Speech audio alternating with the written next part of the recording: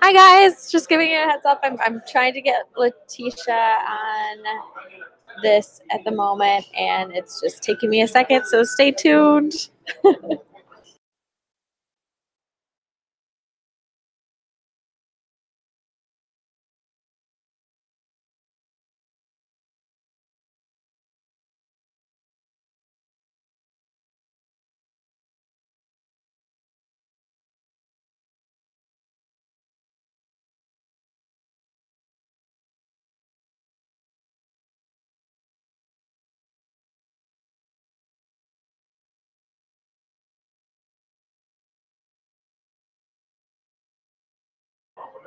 All right, well, we're still waiting on Leticia, so give it a second. Sorry, the absolute worst. Oh, there she is. Hey, how are you? Good. Hi. Hi. It's like, I don't know what I'm doing. That's okay. We'll get through it. We're just chatting. I'm going to mute a lot because I'm in a busy coffee shop because my internet went out this morning, obviously. Oh, that's the worst, right? Digital nomad life, you know. Totally. As I'm like running around the house trying to find where the good light is right now. So yeah, right. I'm sitting in a corner of a Starbucks. So exactly. Well, it's nice to meet you face to face, and thanks so much for coming in. And for pitching for Beth. So I know this is a really interesting topic. I think everybody's gonna love it. So well, I'm excited to share what I know. So yeah. Yeah. Well, FYI, I don't know if anybody knows me. I'm Megan. I did I think the last webinar on Pinterest. My site is Why Wait to See the World. I'm going to be interviewing Leticia today. Leticia, if you want to give a little rundown of who you are, why people should listen to you, and we can go from there. Okay, sounds good. Well, my name is Leticia Barr. I founded my site, Tech Savvy Mama, in 2008, which means as of January, I will have been blogging for 11 years on this site, which is absolutely crazy. My background is I write about parenting, technology, and education.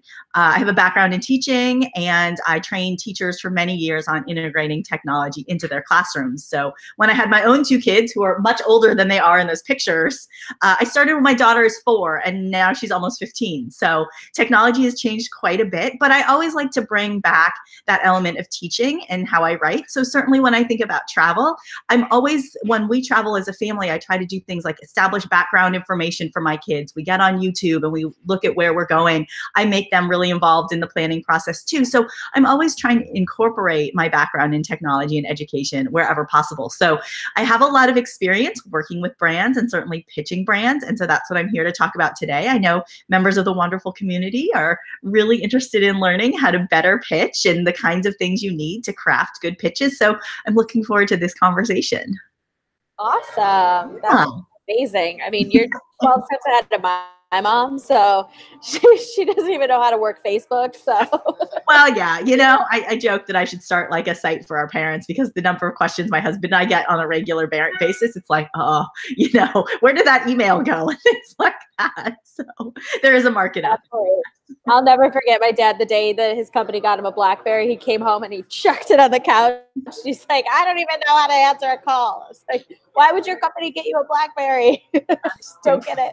I love it. But anyways, side note, why don't we just jump into it? I have a couple questions and then we can I can see the chat. So if anybody asks extra questions, we can kind of go from there. So and happy to answer any questions that anybody has who's joining us live. So hi, and thanks for joining us live. And I'm sure that there will be other questions that pop up afterwards as well. So I'll address those in the group. Perfect. Yeah. All right. First question, how do I know when it's a good time to start pitching a potential partner? Ooh, that's a good question. Well, honestly, I don't think there's ever a bad time to start pitching. You can cold pitch.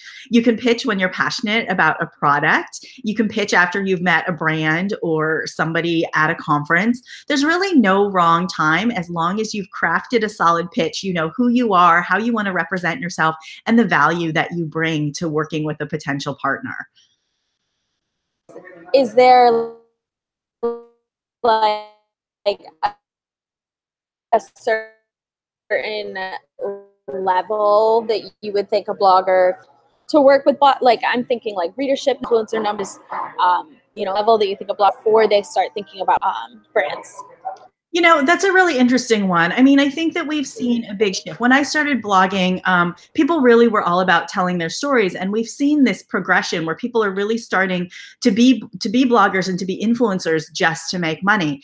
And so there is a place for everybody. I think professionalism is really key in the industry, and there are agencies and there are brands who aren't always looking for the people with the biggest numbers. They're looking for the people who can tell the good stories, who can take the great pictures, and who have a really authentic following and interaction with their audience. So I think there's a place for everyone. And we know, we've been watching Instagram very carefully and the number of people that have been buying followers on Instagram and what that means and how that affects your professionalism and your ability to work with brands in the business. You know, there are brands who are looking for those huge numbers, but there are also those brands who are looking for people who are just the right fit for who they are and can convey the brand's message in a really authentic way. So I would say never jeopardize who you are.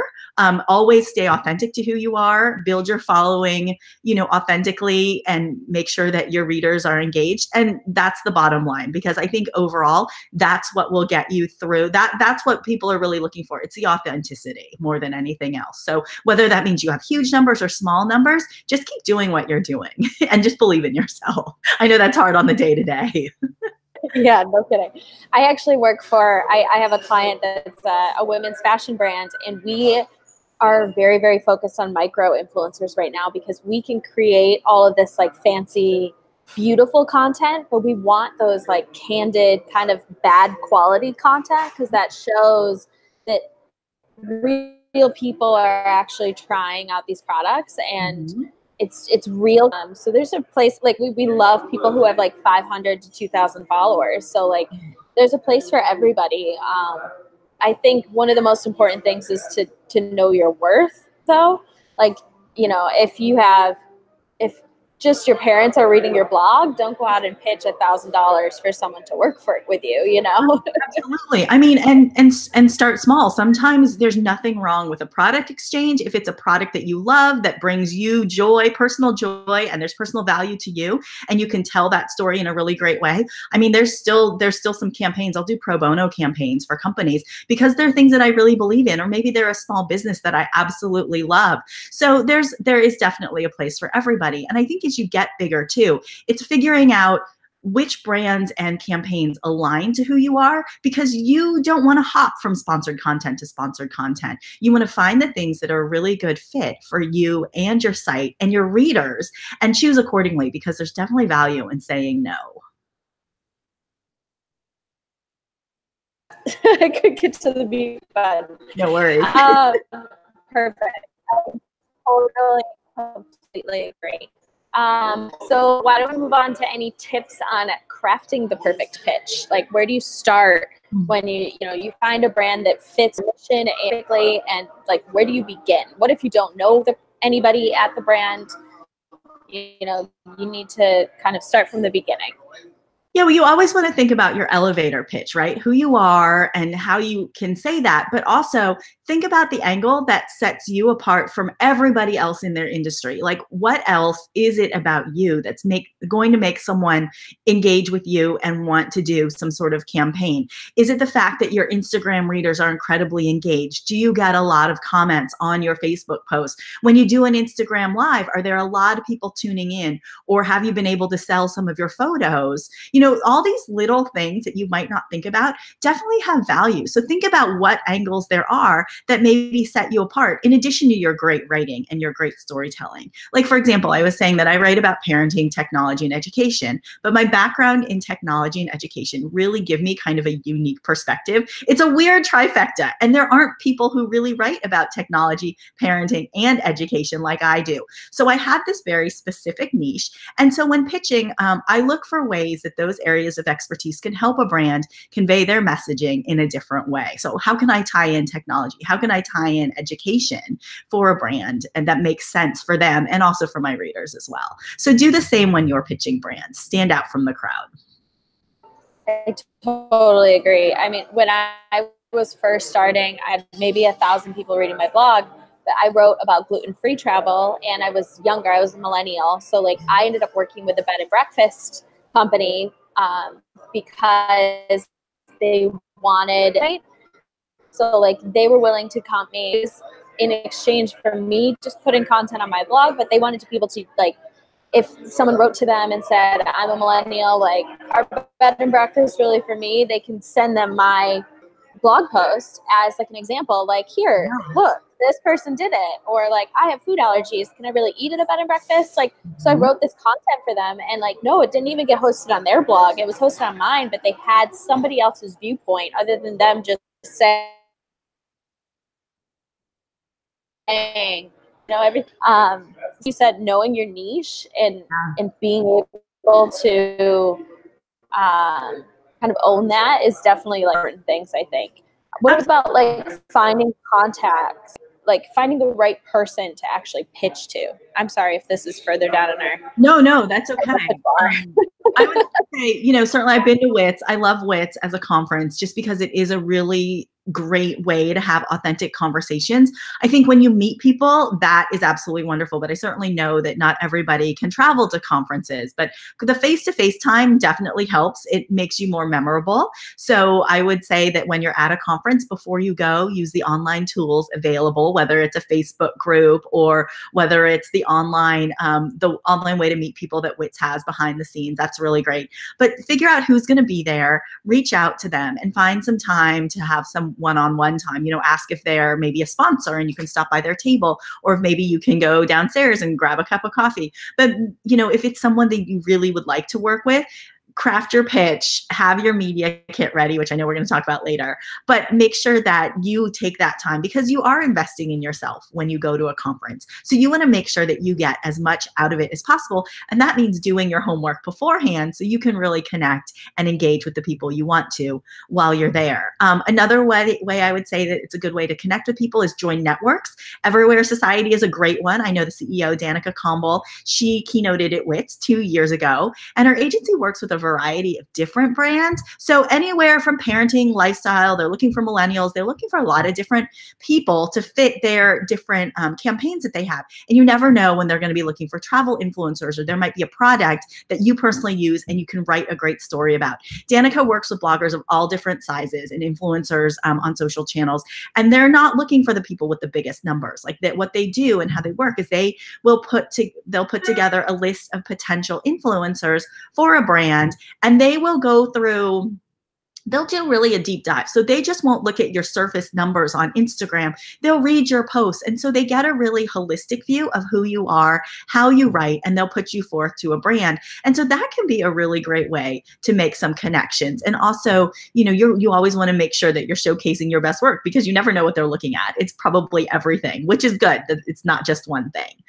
In addition to like networks and WITS, I would say LinkedIn is a good place to go. I know a lot of people who will just look up a favorite brand and figure out who their marketing manager is and make a connection there. You never know what might come back. You might not hear anything, or you might get a great response and it might lead to an amazing partnership. So I would say LinkedIn is a good place to do some research as well.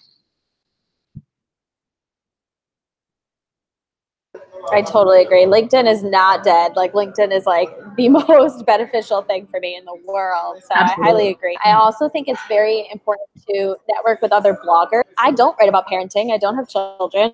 I don't really write about technology because I'm bare top at time. If someone came to me, some kind of partnership or something that fit your I would totally recommend you, you know, to this brand. And I've had, you know, past people I've worked with been like, your work was great. We're now shifting gears and focusing on young families or something like that. Like, do you know anybody? Right. And like going to conferences, networking with other bloggers, I think can be just as beneficial as networking with brands. Absolutely. I mean, in the many years I've worked with brands, you know, brands who have wanted to expand their influencer work, they'll say to me, like, do you know another mom with kids in this demographic? You know, as my kids age out of something, I am always happy to tap into my personal network and recommend people that I know who do great work and who have solid followings and who write amazing, authentic content. So definitely making those connections to people, fellow bloggers and influencers is really important.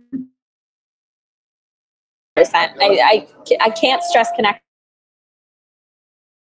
enough. All right, question here. Where can I find the right? Oh, this is exactly what we just did. So conferences, Everywhere Agency, LinkedIn.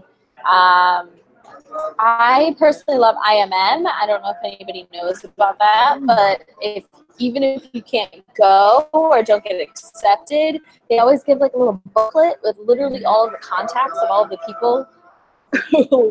I love, like, I have a big blogger network, and we will exchange like those books of contacts from like the big conferences you go to and things like that. I think that's like really, really useful. All right, you wanna shift gears into like media kit? Media kits. All right. Do you right. think So you should have one? Do you think every Absolutely. blogger, no matter what? Absolutely. And the great thing about it, honestly, it took me years to develop like a solid media kit, but now I have this PDF that I can send out when someone's like, hey, we're thinking about this campaign. I have two versions of my media kit. One is strictly numbers and how we can work together, and it's a little snapshot of who I am at a glance. And the other one does contain prices. So use your discretion. You don't always want to send out the pricing one off the bat. It depends on your relationship with the person. It depends what you're asking. You might not want to give that away if it's something you want to negotiate or you really want to work with the brand. It might scare them off. You might be pricing yourself too low. There's a variety of reasons you might want to hold back on sending the one with pricing first. But I mean, the elements to include, first of all, brands are always looking for metrics. I mean, we said that it's not always about numbers, but at a base level, they want to know what your numbers are. They want to know your readership.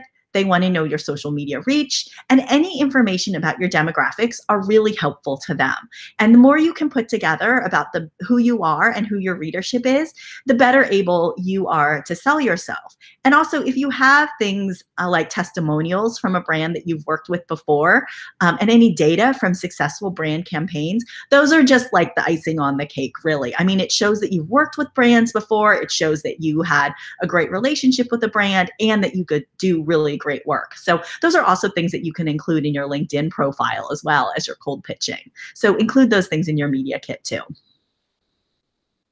I've seen this question surfacing a lot where, so like, say you only have 500 followers on Instagram, do you think you still should include that in your media kit? I think you should, because a good brand is not going to, unless it's an Instagram only campaign, they're not going to just look at that. There's a reason why if a brand has come to you and they've asked you for your media kit, they're already interested in you, and chances are they don't really care about just your Instagram alone. They're looking at you as a whole package. So definitely include that, especially if there's a little nugget of information you can include about your engagement on Instagram. Those comments that you get showing that your Instagram following is engaged is really important, especially when you have those 500 followers. You might have 500 followers, but they might comment these comment threads on your Instagram posts that might be better than somebody who has thousands and thousands of followers. Like, if you shape it in the right way, like, for example, when Steph and I rebranded and we started Why Wait, we started a new Instagram account. So like, we had 13 or 14,000 on Facebook. We had 45,000 on Twitter, because like #Twitter. And we had 0 on Instagram. Wow. So we started a brand new account. And so we put that on our media kit. Like, we started a new account because we didn't want to force people who were following Steph's journey to now follow our journey. Yeah. And it was a conversation starter. Like, they're like, oh, you have nothing on Instagram? And I'm like, no. And here's why. Because I don't think our audience is super engaged on Instagram. Like, we write eloquent, long posts. And so then it's a conversation during a pitch with a brand. So Absolutely. I don't think you should be afraid if your numbers aren't anywhere. I loved what you said about testimonials from past brands. Yeah. Do you have any recommendations on how to get those? Because obviously not every brand is going to like send you an email and be like, you are amazing, da da da da da da da da. Right. Some I tips, would like, say, how to curate that. as you wrap a campaign, paid or not, especially if it's an unpaid campaign, get those little nuggets from the person you're working with, and then ask them if you can use them in your media kit. You're already engaging with them over email. You've already shown what you're capable of doing. They would be happy to write a couple sentences for you. So honestly, I should be better about that too. But I mean, there's no harm in doing it. And often people are happy to help you add things to your media kit. And it gives them some value as well. I've seen more and more and more brands are asking for actual like contacts or like recommendations to check up on you, like especially if it's a big press trip or something that like they're like they do one a year and this is their chance. Like Right. they want references. It's no different than a job. You're getting paid for it. Right. And I think a big concern now in the industry is who brands are not necessarily contracting, because it's not always paid, but who are they working with that's going to represent them? I mean, you know, when you're on a travel press trip, if someone acts badly, that makes all of you look badly. So they want to do a deep dive to make sure that they want to look at who you are, to make sure that you're a solid representation of the audience that they want to reach, and you reflect them in the best light. Oh, sorry, I keep missing the mute button. No worries. I 100% agree. I just lost my whole train of thought. Oh, how long do you think a media kit should be? Like, is it, you know, a one pager when you're first starting out? Like, once you have case studies, like, should this be like a 20-page, like, you know, how long do you think a media kit should be? I think a one pager is great. I think no longer than 2 pages max. One thing you can also do in your media kit is you can create it as a PDF, and then you can have a link to maybe somewhere on your site with some more information. And maybe that's where you house your testimonials. Maybe you have one on your media kit, but then you have a link that you can have some people click on to see more, or maybe it'll go directly to your LinkedIn. There's a number of different ways to do that. But I think keeping it short and sweet and really make it like the elevator pitch, but just in document form. Have a little bio about who you are, have some examples of how you might work together, list any companies that you've worked with in the past along with your metrics. Oh, and reader data too. Don't forget that. Like, do you think Oh yeah, definitely. Do you think you should, when you are first like cold pitching someone, do you think you should send your media kit right away? I think or do you think you should hold on to it? Well, I think that if you want to show value, I mean, you in your email body, you want to talk about how specifically you can work with that brand and why you stand out from the rest. So you probably don't want to get into numbers in the body of your email. So you can just say, for more information, please see my attached media kit where I detail reader demographics and my metrics and ways we can work in additional ways to work together. Because a brand might read your pitch and it might be a great solid pitch. And you might have spent a lot of time thinking about how to work with this brand, and that's great. But the things that you're thinking about might not be the things that you state in that initial email body. They might read that and say, great, but we don't have budget for that right now. But if you have additional options in your media kit, they might say, okay, well, this might be a way we could work together too. So definitely include your media kit with some additional options beyond what you put in the body of your email. Also know that when you pitch, so many times you can pitch a great idea, and it's not necessarily that a brand doesn't like your idea. It has so much to do with where they are in their budget cycle and how they've allocated their money if you're looking for sponsored work. So just know that you might have the best pitch in the world, but it might not align with their own strategy and their budget at the time that you send it. So don't get discouraged. That's really hard, but don't get 100%. discouraged. It's not always you, it could be them. Especially if it's a bold pitch, like if you want to do like a longer campaign or you're asking for thousands of dollars like that, like, yeah, budget setting time of year is crucial. And most people, it's not the end of the year. So most of the time it's like in June, it's a fiscal year, or it's quarterly. Finding that out, if they shut you down, like try to ask nicely, like, is it just purely because of budgets? Like, that kind of thing. Would you using information? Like you said, you have kind of two pieces to your media kit. Cold pitching someone, do you talk money right out the gate, or do you hold on to that and keep it close to your chest? For cold pitching, I would keep that close to my chest. First of all, you want to demonstrate a value and you want to open the door to the conversation. So they might not have budget to pay you, and that might scare them off right away. What you want to do is get your foot in the door by sending that cold pitch and create opportunities for conversation by doing that, because it might start out as like a content partnership, like just an exchange where you're not getting any money, but you're getting some reciprocal value. And then maybe later on, it could lead to that. It just depends, like we were saying, in their budget cycle and what their initiatives are, et cetera. So, I mean, I would hold off on that. I mean, sure, you could ask for the moon, but just know that, it might scare some brands off, or you might just they might come back with a flat rejection, and that doesn't help create conversation. So do you have any tips? We're kind of getting off topic of media kits, but we'll go back to it. Do you have any tips on how to keep contacts kind of warm? It's like, I've had situations over and over and over again where I will meet someone at a conference and 2 years later reach out to me, and it stayed on their radar, and they'll offer me a press trip because they know it fits my demographic. But like, if I hadn't made sure to stay warm in that 2 years, they would have never remembered me. Tips on like keeping all of your contacts kind of up to date.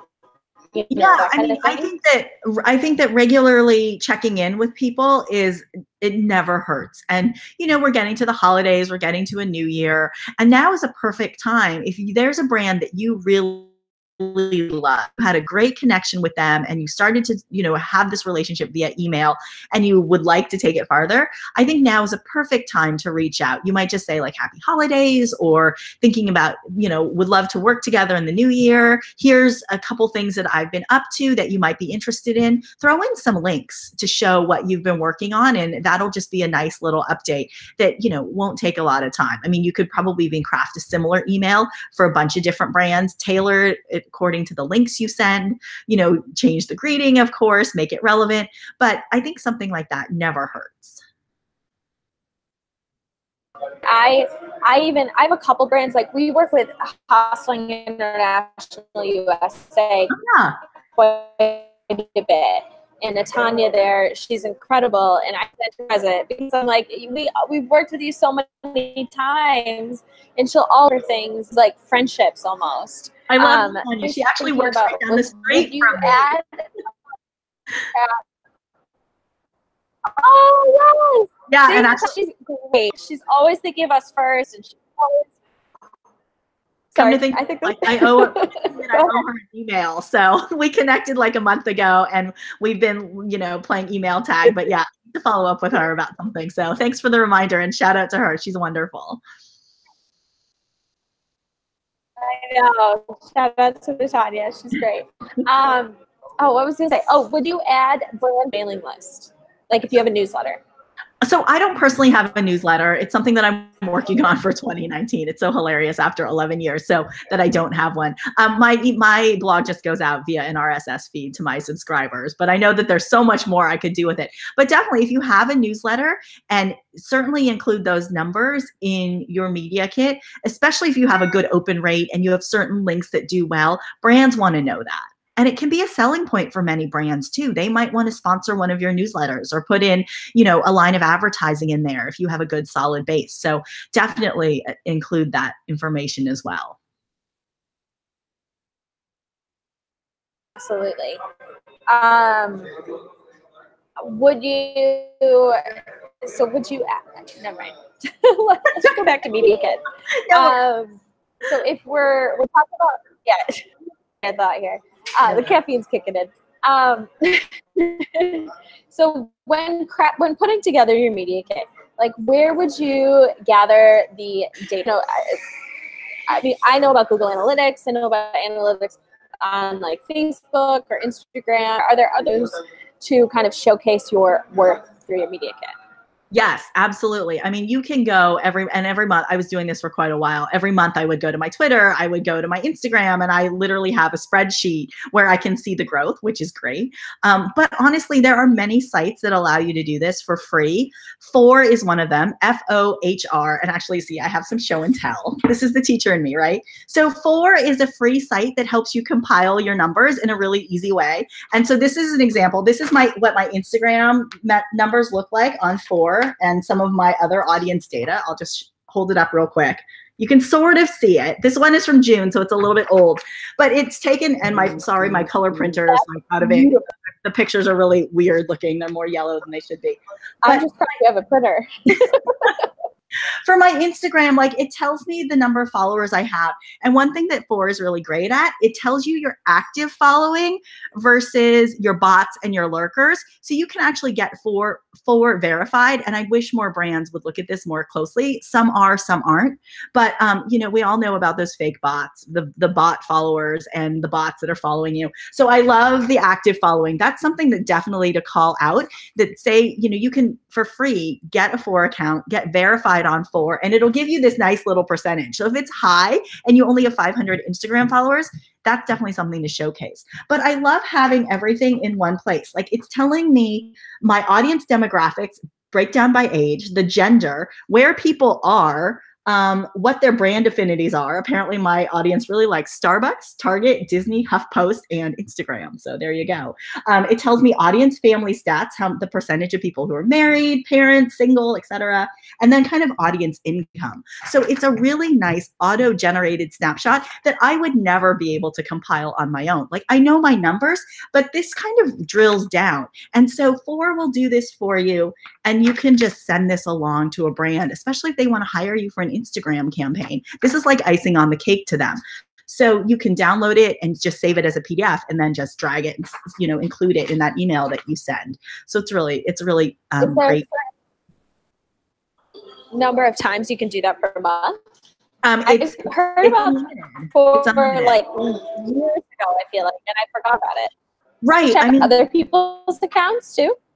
Not through FOR. It's really just for your own, which is great. There are other sites that you can use like FOR, like Activate. Activate is one. I know we were talking about networks before and Everywhere Society, but Activate is one where you can get something similar to this, and you can see sponsored opportunities through their dashboard. So FOR and Activate are really great free tools that'll help you drill down with your audience demographic for your media kit.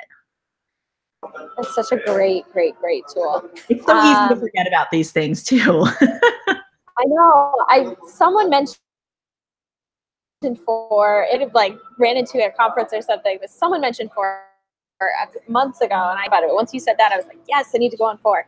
Yeah, and it's beautiful. You just connect all your accounts through the dashboard, and then it'll just auto-generate it for it. Like I was looking at mine this morning, and I, you know, just downloaded a whole new set. So I would say, you know, once you sign up for it, you don't have to update. You don't have to download something like this every month. I would say, you know, maybe quarterly, unless you have a brand that, you know, wants your most current ones. What you send in your cold pitch can be anywhere. You know, it can be current. It can be a couple months old. You don't have to generate them all the time. It's totally up to you. That's a good question. How often should you update?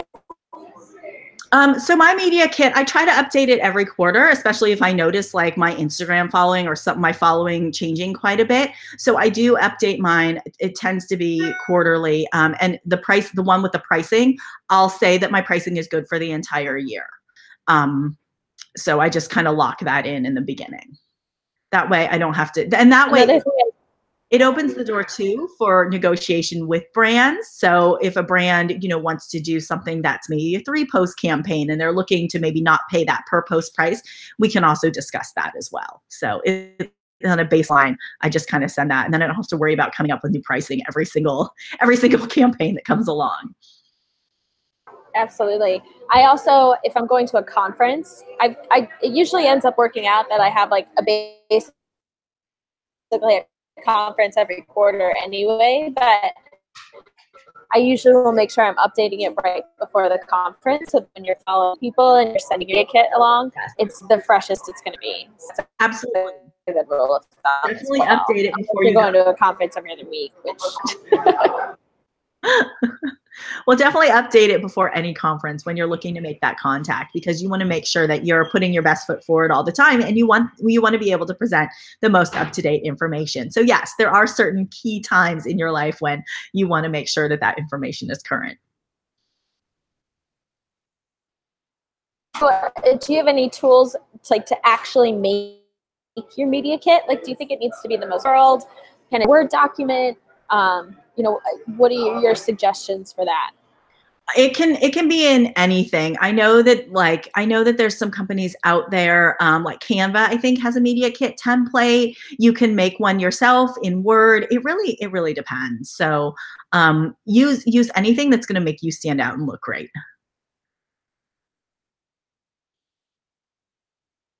Yeah, like if you're selling photography, or like your big business is photography, I think your media kit has to have some of your photography in it. But if you're a person like my blog stuff, like she's not a crafty graphics person or video or photography at all. So she had just like a very simple Word document before I got involved. So I don't just want the information, care. It's not going to make or break it if your media kit or not. But yeah, I love Canva. Highly recommend Canva. I think PicMonkey is something like that as well. But Yeah, that's definitely as well. And there are people out there who create media kits. I can certainly help with that. So people can contact me, offline if they want help developing a media kit or just reviewing it. Certainly that's part of the consulting packages that I can offer. So, I think it's a worthwhile investment in yourself. Definitely create one, have a friend that you trust look it over and give you some feedback. Send it my way if you want. So there's definitely have someone take a look at it, because it is a representation of you, and it's the potential to work with those brands that you really want to. I also think don't forget to put links in your media kit. Canva lets you put links in your PDFs. Like if you don't know how to put a link in a PDF, look it up. It's very easy to do. And make sure your contact information is in your media kit. I don't know how many times that happened to me when I was like sourcing influencers. They send me a media kit and there's no email. Right. I'm like, well, how do you want me to get in touch with you? Right. Exactly. Put it in that footer at the bottom, right? That's really important, especially if you're taking hard copies to a conference and handing them out. Like you can hand that out instead of a business card. Like it's a good piece of information. Or also, if you're handing out business cards, if you're making new business cards before you go to a conference, you might just want to have a little URL where people can go to a protected site where you have a media kit that people can download. So you can have a password protected media kit on your site, or just put it as a page, as long as it doesn't have any pricing. That's a really helpful tool to have in your About Me section. That's a great idea to put that actually on your business card. Would you recommend bringing I've seen people do this in the past where like they print out like a half page or like a mini media kit kind of thing to bring to conferences? Do you think that's worth it? Do you think it's a waste of time? Do you think it's better to just send it after the fact? What do you think?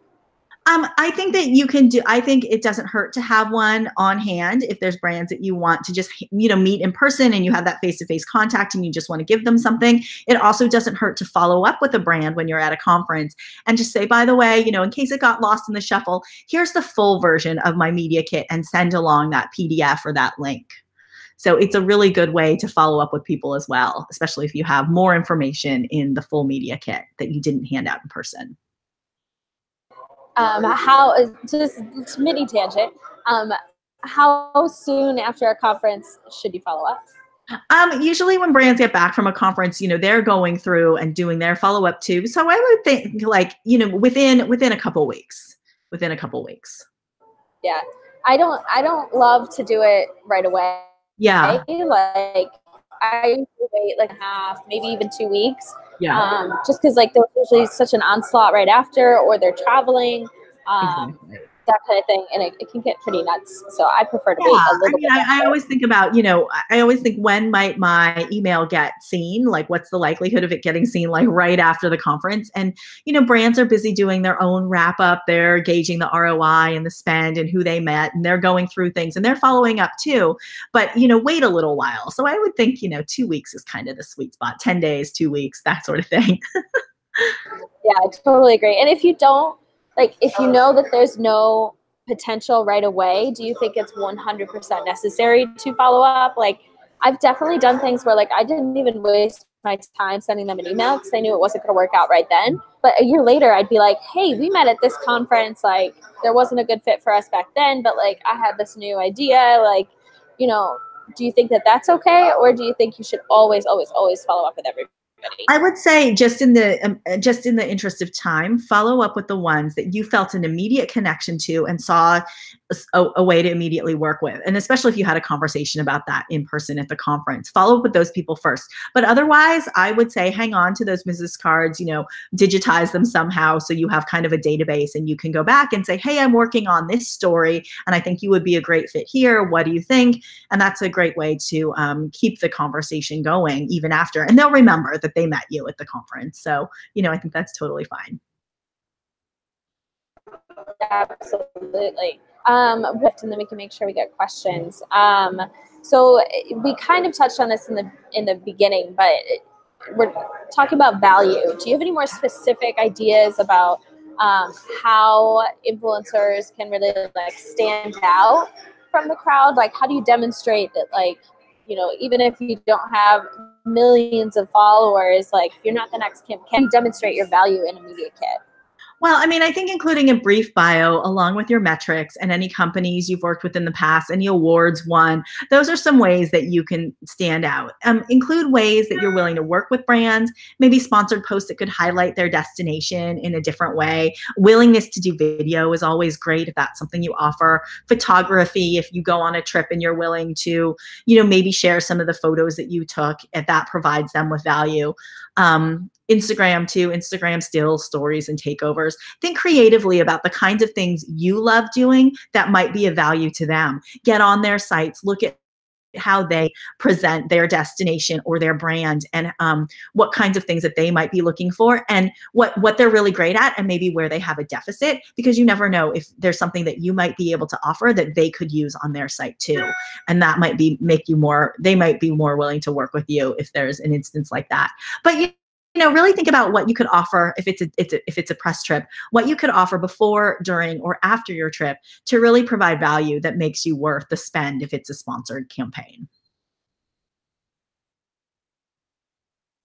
Absolutely. And I think it's of sales is to not just speak about like what you can do for them, or no, not to just speak about yourself, but to speak for them or like how you can benefit them.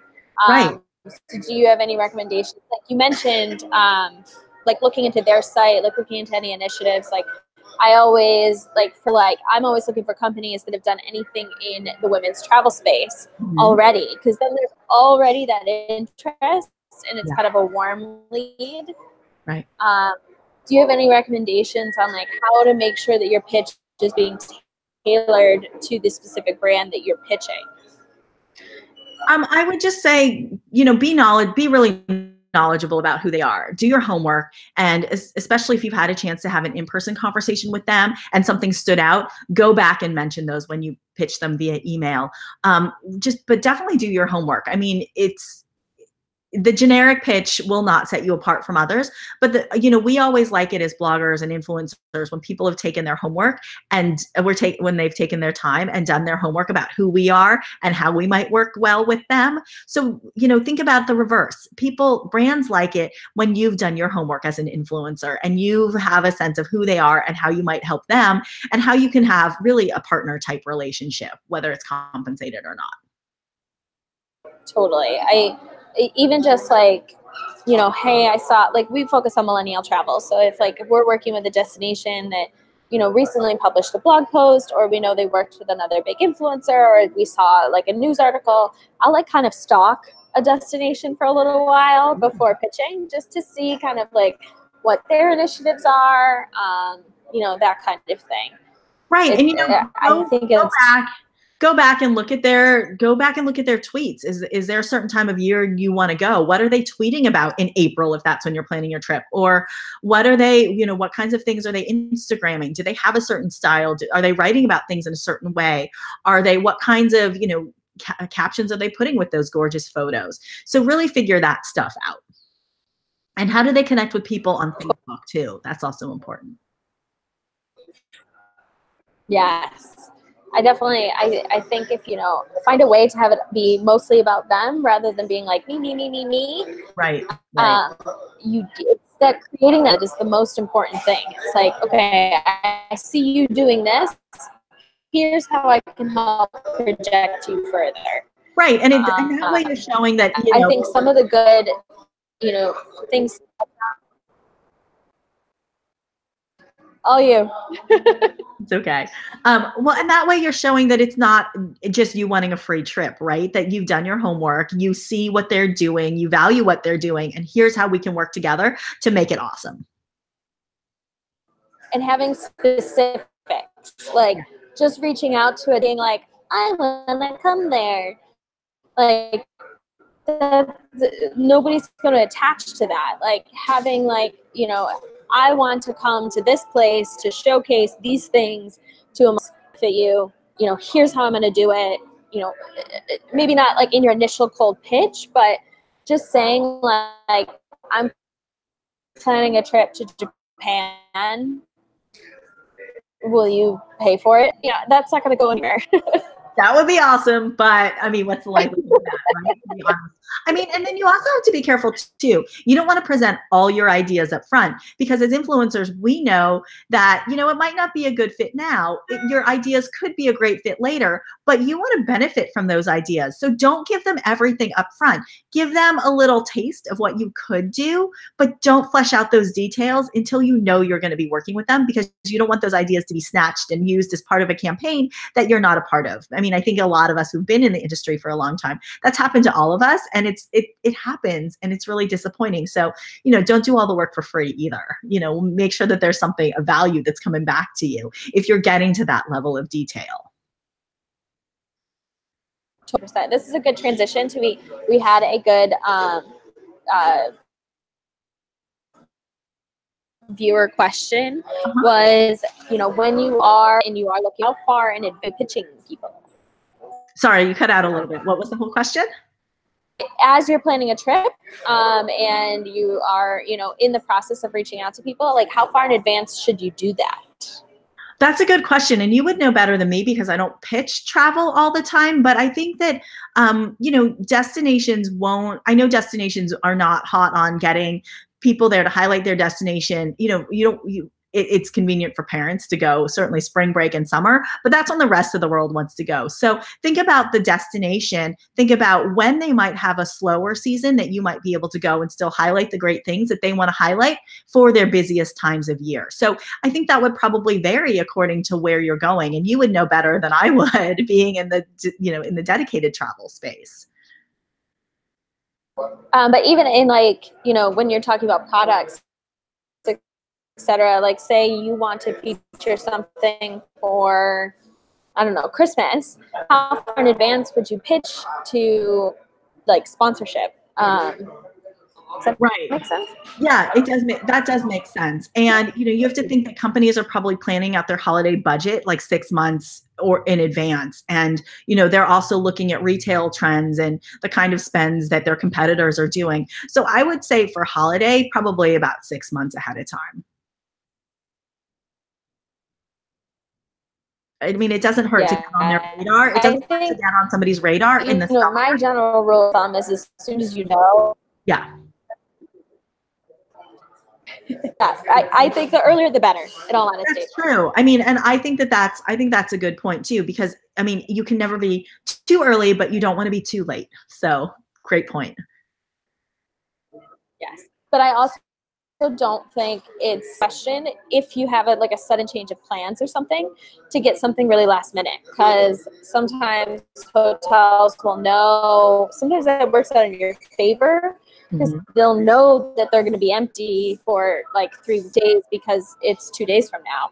I've had plans. I'm just going to send out like 5, pitches just to see what I can like drum up, and it'll work out way better than if I'd pitched 6 months in advance. So you've got to, if you can definitely add value, timeline doesn't always matter, but definitely earlier to start the conversation, the better. Right. And I think that there's some importance in your being flexible too. I mean, we all know that the importance of flexibility in the industry as things shift and change. Yeah, roll with it. I don't know that we have any other questions, so we can keep chatting. I know we could. I don't know. Do you have any other? Really fun. No, I mean, I think we covered all. I think we covered like the main questions, but I don't know. Do you have any other questions for me that we did that weren't on our list of things that we discussed? How long should a pitch email be? Ooh, definitely make it short and sweet. You want to grab their attention and make it brief. I mean, make it like an elevator pitch, but just a tiny bit longer, I would say. I mean, don't write an essay. That's too long. Make it, think about the email pitches you get and what makes you want to read something and about how long they are. Craft yours to be about the same.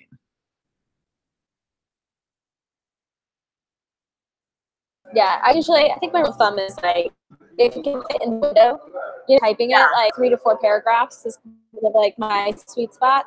Exactly. To things like in my pitch, like I'll be like, I wrote this article about this. Like if I'm pitching a place that I had been to, or been near, or been to somewhere similar, like if I'm pitching like an adventure opportunity, I wrote about a kind of thing, and I did this.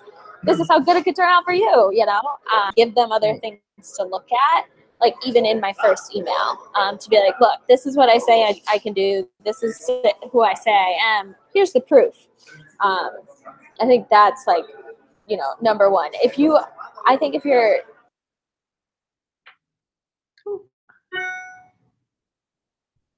oh no, did I lose you?